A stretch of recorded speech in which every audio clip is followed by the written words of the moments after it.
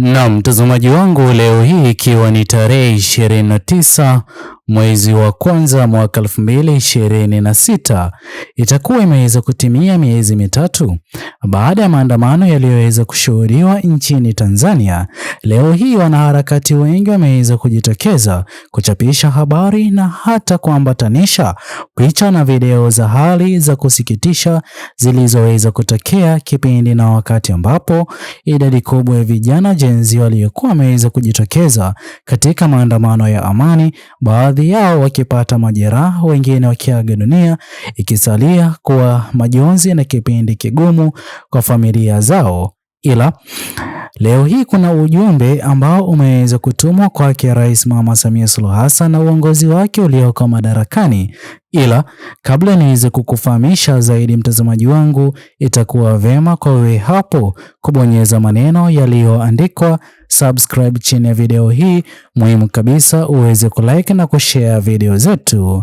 Naam, mtazamaji wangu, hivi sasa ikiwa imeweza kutimia miezi mitatu, idadi kubwa ya familia zilizoweza kupoteza wapendwa wao katika maandamano yaliyoweza kushuhudiwa mapema tarehe 25 hadi mapema Oktoba tarehe 25 hadi mapema tarehe 3 mwezi wa Novemba mwaka 2025, wengi wanazidi kudai kwamba hawajaweza kupata haki. Hivyo basi wameweza kuanza kutuma ombi kwake Rais Mama Samia Suluhu Hassan haki iweze kupatikana. Ila na mtazamaji wangu, na pendekezo ama maombi ambayo yameweza kutumwa huko Ikulu moja kwa moja anazidi kuweka hofu kwa uongozi ulioko madarakani. Sote tunafahamu ya kwamba idadi kubwa ya watu wanaozidi kulilia haki wameweza kuwa na kipindi kigumu, ila kutokana na siasa zilioko nchini Tanzania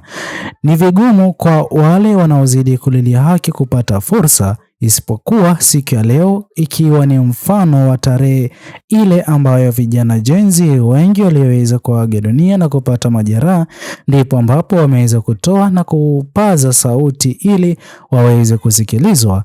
Kuna mambo ambayo yanazidi kutarajiwa yaweze kufanyika. Kwanza kabisa, uhuru wa kujiwasilisha, hasa kwa wananchi ambao wako chama pinzani na sio chama tawala cha CCM, chama pinzani kama chama Chadema.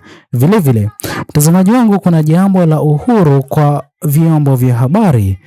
Hoja hii pia imeweza kupendekezwa kwa mstari wa mbele iweze kufanyiwa haki, kwani kipindi na wakati ambapo vyombo vya habari vitaweza kuhusika kwa kiwango kikubwa kwa kuweka habari hadharani na kupeperusha matukio ya hali halisi yanayozidi kujiri, kinyume na kile kilichoshuhudiwa katika maandamano yaliyoweza kupita.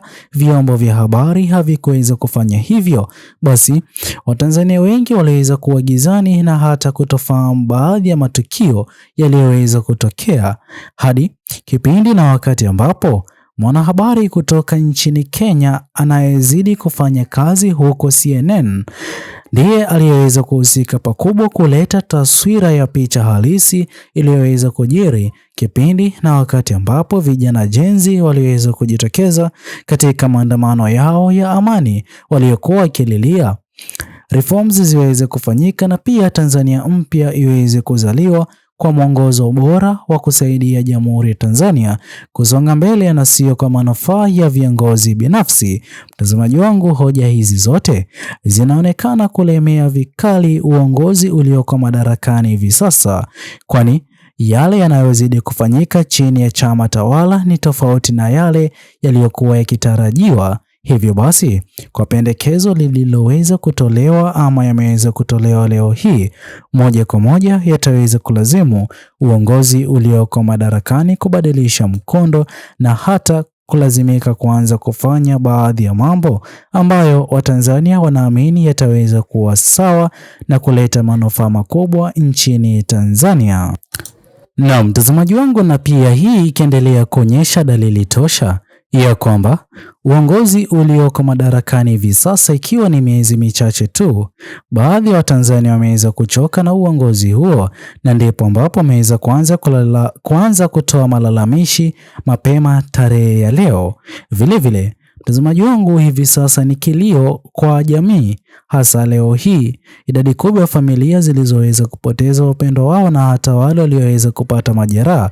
Siku ya leo kwao haijaweza kuwa ni siku ya furaha kamwe, jambo ambalo linazidi kuvunja mioyo ya Watanzania wengi, na hata wengi wakiendelea kulilia haki iweze kupatikana.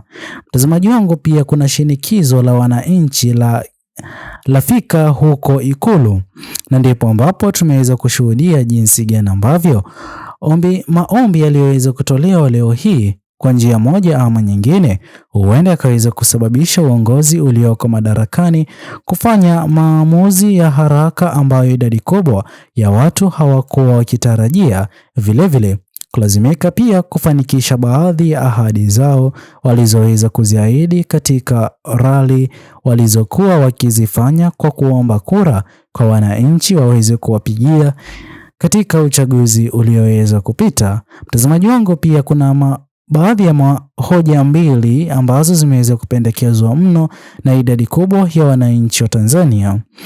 Hayo yote yaliweza kutokea kwa wanaharakati pia baada ya akina Niffer na wanajenzi wengine ambao waliweza kushtakiwa kwa kesi za uhaini kuachiwa huru. Hivi sasa hashtag na kile kinachozidi kuombwa na kupendekezwa pakubwa ni kiongozi kama Mheshimiwa Humphrey Polepole kuachiwa huru. Pia kuna kiongozi mwenyekiti mkuu wa chama Chadema ambaye ni Mheshimiwa Lissu aweze kuachiwa pakubwa, kwani hivi sasa kile kinachozidi kushuhudiwa katika siasa za nchini Tanzania zitakuwa siasa za kupendeza na kuridhisha mno, kutokana na chama tawala kuchukua usukani kwa vyama vingine pinzani, na ndipo ambapo kuna uhasama mkubwa kati ya chama cha Chadema na chama cha CCM. Hivyo basi wengi wanaamini ya kwamba Mheshimiwa Tundu Lissu kipindi na wakati ambapo ataweza kuachiwa huru ataweza kumaliza mzozo ulioko hivi sasa, jambo ambalo huenda tukaweza kushuhudia baadhi ya watu hasa kutoka eneo la Tanganyika kuweka mtizamo tofauti kwa uongozi ulioko madarakani, pia na wakazi wanaozidi kutoka eneo la Zanzibar.